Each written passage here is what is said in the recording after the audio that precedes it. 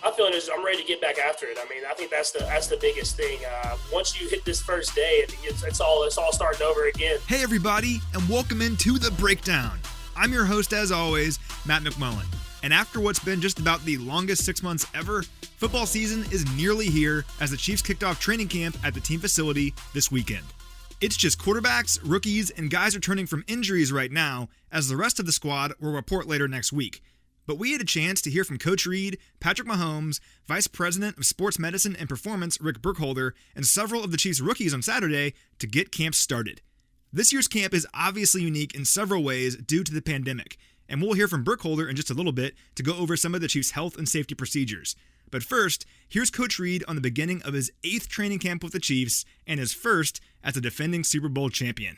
I was excited to see the rookies last night. It's great to have them in here for really the first time, that we've had a chance to see them face to face, and we appreciate that. Sure appreciate all the hard work that everybody's done to set up this camp and make it possible and safe at the same time. So Mitch and Rick just got done talking to Kirsten, Krug, and Rocco with facilities. They've just gone above and beyond. Again, Mark Donovan has overseen that and made sure that things were working efficiently there, and it was all graced by Clark Hunt. So those become very important. I appreciate the league and the union and them working out an agreement where football could go on in a safe manner, and we can look forward to a season. And then listen, here we sit with the young players now. We have an opportunity to work with them. We start off with a few days here where they'll be lifting and conditioning, and then we'll ramp up into some other things and gradually get ourselves into pads, and we'll incorporate the vets once they get in. We'll give you all the detail to that down the road here when it's all categorized and mastered here by the coaches and myself. So other than that, listen, it's what a great opportunity. It's a very unique time. We think we're going to put the players in a position where they're safe. It's a responsibility, though, at the same time. So it's a responsibility for the coaches, for the players, and anybody dealing with the players to take responsibility to follow the format that's set for us to fight this virus and still have an opportunity to play football. So I will continue to work with the players on that. The players, again, will work together on that. There's going to be a give. There's got to be a little give and take situation going on here. Responsibility, I guess, would be the term. When we all leave the building as coaches and players, that we handle ourselves properly and keep ourselves as safe again as we possibly can, and that'll be important for this season to move forward. Coach Reid is right. This is an awesome opportunity for the Chiefs to not only defend their title, but also to lead the way in how a team should handle this new normal that we're currently dealing with. He mentioned a lot of people that helped make this camp possible in the midst of a pandemic, and for more on that, here's Vice President of Sports Medicine and Performance, Rick Burkholder. This is a championship organization, and when it comes to COVID, that's how we acted. And I'm once again, I'm super grateful for that. As far as the protocol goes, I think everybody's focused on testing. And the NFL's hired bioreference labs to do the testing, and we're well underway. Testing is one part of what is going to keep us safe. So there's a bunch of other things other than testing. Now, listen, testing's really, really important, but I think you guys, the media, and it's not your fault. That's the focus, because that's what the NBA, everything was testing.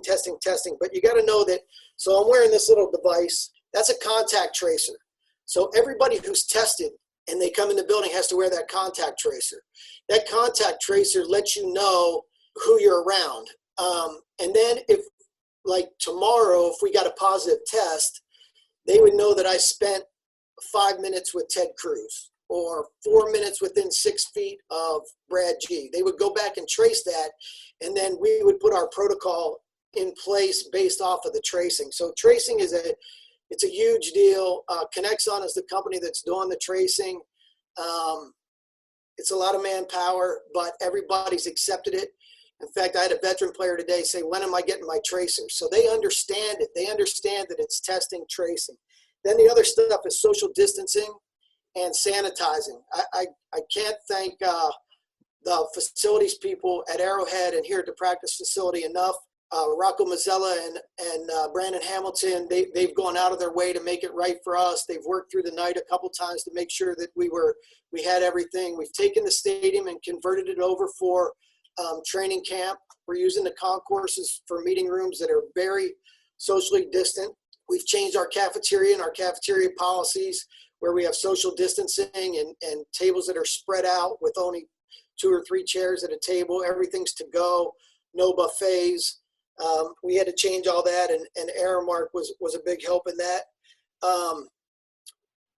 As far as sanitizing goes, the group here at the practice facility right now and going on to the stadium with training camp, they look like they work at Disney because they are behind you all the time, wiping door handles and wiping touch points. And, you know, we have these mister guns that are electrostatic sprayers that spray chemicals. Every time the team leaves the locker room, they clean it. Every time they leave the weight room, they clean it. This building is clean. The stadium is clean. And my hat goes off to that group of workers that are working tirelessly to make sure that we're safe. Hydration, there's no more squirting water in a guy's mouth. It's now all individual bottles. There's no more towel sharing. You're going to see some changes at practice with how we go about it. You'll see equipment guys wiping down pads in between reps. And all players will wear the tracing device at practice as well. So this is a very serious, very big undertaking, but we feel good about it. Our players so far have bought in. Our coaches have bought in. The staff has been with me the whole way. So the staff that's been here, they bought in. And one of the big pieces to the whole thing is education. So we've educated the players that have been in. We've educated the staff on 3 occasions, 3 separate PowerPoints. We will educate the veterans when they get here. And the really neat thing that we're doing is we're educating the families of all players and staff that are going to be in these tiers. And we want them to know that we're doing everything possible to make their loved ones safe. And, you know, I came here with Andy Reid for a reason because Andy Reid cares about his players. I think Andy Reid loves football and he loves the pageantry of it and he loves game planning and all that, but he loves his players more. And you can see it when those players talk about him. And because I head up our health and safety and medical group, Andy has instilled that in me to love these guys and love them like family. And that's how we've approached this pandemic. All right. That's a lot of information, but it's all important to understand as the Chiefs get going for the season under unprecedented circumstances. It's different, absolutely. But the Chiefs' protocols have already impressed Patrick Mahomes. Definitely there's going to be a little concern. I mean, you'd be lying to say you have no concern. But at the same time, as I've been throughout the facility now, the last night and then a little bit today, and seeing all the protocols and all the safety things that Rick and all these guys have put forth, it's really kind of made me feel even better than I thought coming in, knowing how much that the NFL and NFLPA has really put into making sure that we can be as safe as we possibly can be. And so that's kind of put my mind at ease of knowing that I'm going to be in the best possible situation, given the time, to be as safe and as healthy as possible. And with that peace of mind in hand, it allows guys like Mahomes to focus on the on-field goals this team has in front of them. We've been celebrating the Super Bowl for 6 months now, and rightfully so, but this is a new season, and the Chiefs' accomplishments last year are now in the rearview mirror. My feeling is I'm ready to get back after it. I mean, I think that's the biggest thing. Once you hit this first day, I mean, it's all starting over again. And it's been a different offseason. Obviously, it started with the Super Bowl win and being on a high level and then dealing with a pandemic and other movements that have kind of went throughout our nation. You've had to try to keep your head on straight and deal with it in the best way possible for you and the community around you. And so now I'm glad to be back in the facility, back with the guys that are my teammates, the guys that we built this culture together. And now it's about restarting the process, doing it over again. And we understand it's going to be hard. It's going to be an every day-to-day process, but we're going to go out there with the mindset of being the best team that we can be every single day. Some of the guys who are going to help make those goals a reality took their first steps into the facility this weekend. I'm talking about the Chiefs' rookie class, guys like Clyde Edwards-Helaire and Willie Gay, who both spoke with the media on Saturday. This was a big day for these guys. Yes, they've been working with the Chiefs coaching staff virtually all summer long, but for the first time in their lives, they walked into an NFL facility as professional football players. It's a day Edwards-Helaire won't soon forget. Ultimately, I'm just really happy to be here. This is my happy place. I've been doing this. I'm only been on the earth for 21 years. I've been playing football since I was 5. So this is what I do. And this is I can't wait. Everything, the setup, everything about everything here is just perfect for me. And I can't wait. The playbook, it was, as far as not having to do school and everything else, the playbook, I feel like it's easy. I've had, offensive coordinators, multiple offenses I had to learn year in, year out. So, I mean, this is nothing new. Just learning a new offense and then adjusting to the players around me. We've talked about Edwards-Helaire a lot all offseason. I think he's going to thrive in Andy Reid's offense as a runner and a receiver out of the backfield. But you can't teach enthusiasm, so it's great to hear how excited he is on day one. And speaking of guys who could really make an impact this season, Willie Gay, the Chiefs' second-round pick out of Mississippi State, has a shot to be a playmaker on this defense as soon as he gets his chance. He was pretty pumped to be at the facility for day one as well. Man, after it's been postponed for so long, it's finally here. And, I'm motivated again, ready to get better and make the team better any way I can. And it's just exciting. And what's interesting is that while you might think the lack of a physical rookie minicamp and OTAs might hurt a young player, Gay thinks this unusual offseason could be used to his advantage. I think it's actually going to help me out a lot in a positive way because I feel like, it's changes that nobody's used to, but it's going to make us stronger in a lot of ways. We're going to learn. We're going to have to pick up on the playbook faster. We're going to have to just really jump in right away and with no training wheels and just try to get at it as fast as we can and try to hop on board. So it's going to make us better in the long run. So I'm cool with it. I mean, what a great mindset to have. This guy just went through the strangest NFL offseason ever, but rather than looking at it as an excuse, he's trying to turn it into a positive. It's really the perfect mentality for not just the rookies, but everyone on this roster to have, as they go from the hunter to the hunted this season. Coach Reid spoke a bit more about that and how it all boils down to leadership. You cherish that part. You've worked very hard to put yourself into that position. And so you understand that, but you also understand you got to go through the process. And if you're not willing to do that, then good things aren't going to happen. The guys know that. So, and then you've got to be blessed with good leaders, and I think we have good leaders on this football team. And I mentioned this to the rookies. I said, take your notes, make sure that you study, make sure you come prepared to meetings and to practice. And I said, and one reason is when you see the veterans do that, that's how they roll. So you better come in ready to go. And if you don't, you're going to fall by the wayside.